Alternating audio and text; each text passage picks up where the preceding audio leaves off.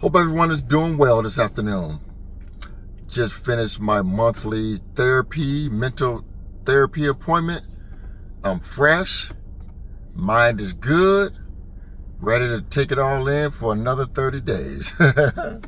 So guys, I got a story I got to tell you guys real quick, a work story. So, you guys remember the ex-employee that I had to fire, who was homeless, broke, that I gave plenty of opportunities to fix his attendance and things of that nature?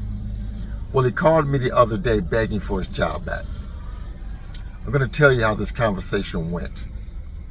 So let me bring you guys up to speed, because I've gotten a lot of new employees over the last few months since I fired this gentleman. So basically, guys, I had this troubled employee. He was fresh out of jail. He admitted that fact, that when my assistant hired him last year in September, August, something like that, I gave my assistant permission to hire him.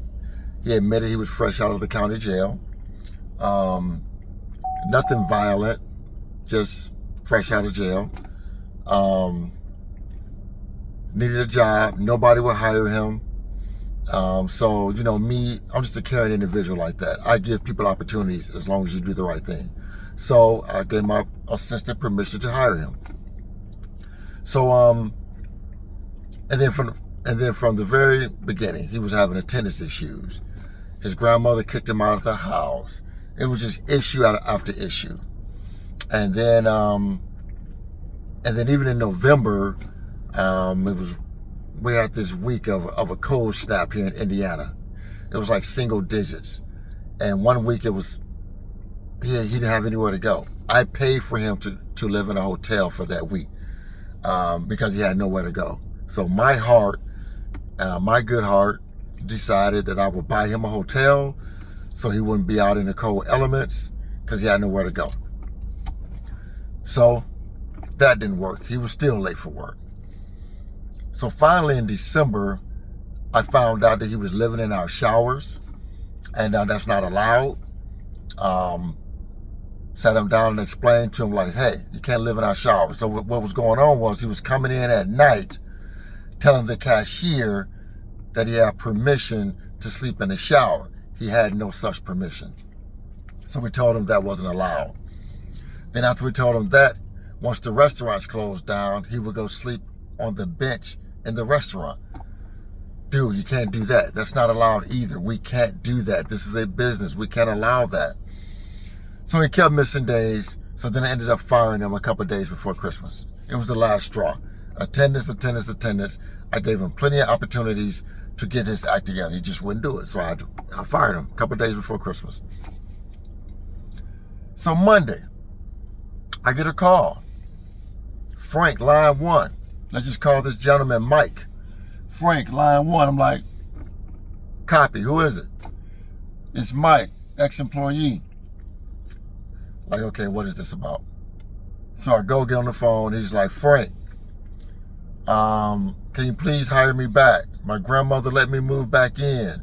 Everything is good. I got a place to live. I'm trying to get back on my feet. I'm like, Mike, it's not going to happen, bud.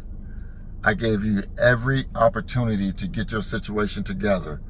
I can't give you another chance. And I fired you. So I'm definitely not going to give you another chance. I gave you every opportunity in the book to get your life together. I bought you hotels. You slept in the restaurant when you weren't supposed to. You slept in the showers when you weren't supposed to. I should have fired you months before I even fired you. I can't bring you back. And he's like, please give me another chance. I'm going to do right. I said, man, I just can't do it. I said, so you're your grandmother now. So then once your grandmother have issue with you again, she's going to throw you out. Then it's going to be back into the same old BS that it was before. I said, I got you on the phone. Just let me just give you an opportunity to just give you some fatherly advice, like a father, because he's 30. My oldest son is 33. So I said, listen, man, you need to really decide what you're going to do with your life, because you're 30 years old. You're going to turn around and you're going to be 40. And then you're going to turn around, then you're going to be 50. Whatever decisions you make in your life right now is going to determine how you are living 10 and 20 years from now. You got to decide what you want to do with your life. The choice is yours. The decisions are yours. Only you can decide to change your life around. Only you. Figure out what you want to do with your life and just go for it. Do it. You're still young enough. You're still young enough to recover. But if you keep going down the road you're going down, your life 10 years from now, 20 years from now is going to not be any better. Your life is still going to be a struggle. You're still going to be in struggle mode. You're still just going to be floundering out here. You're still not going to be accomplishing much.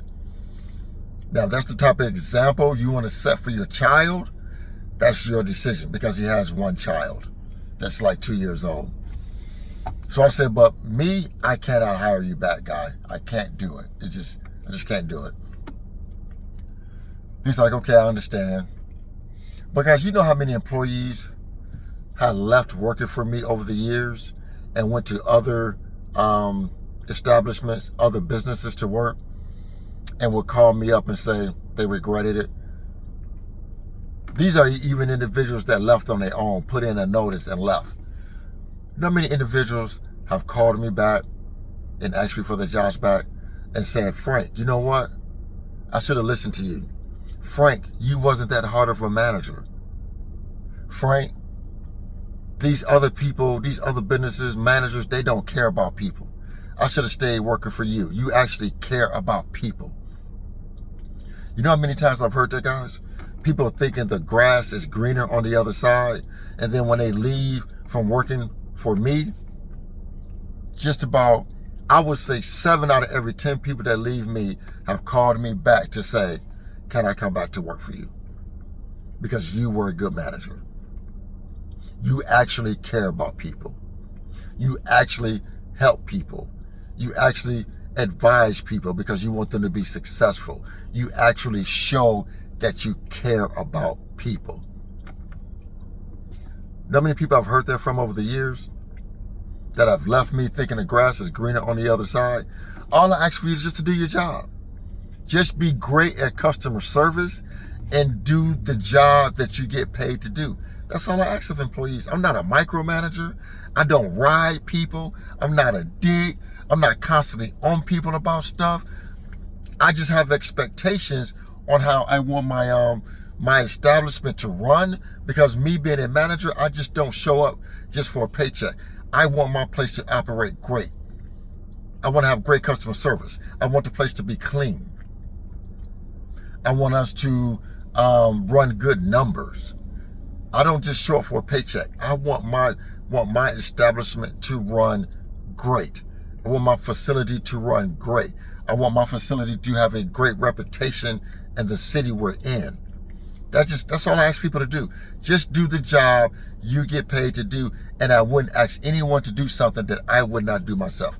I clean bathrooms, I sweep in my floors, I work the registers, I make food in the restaurants, I run the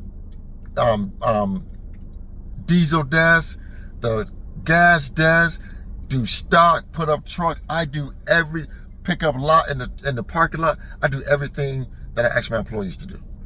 There's nothing that I wouldn't do that I wouldn't ask my employees to do. I think I'm a great manager to work for, but that's just me.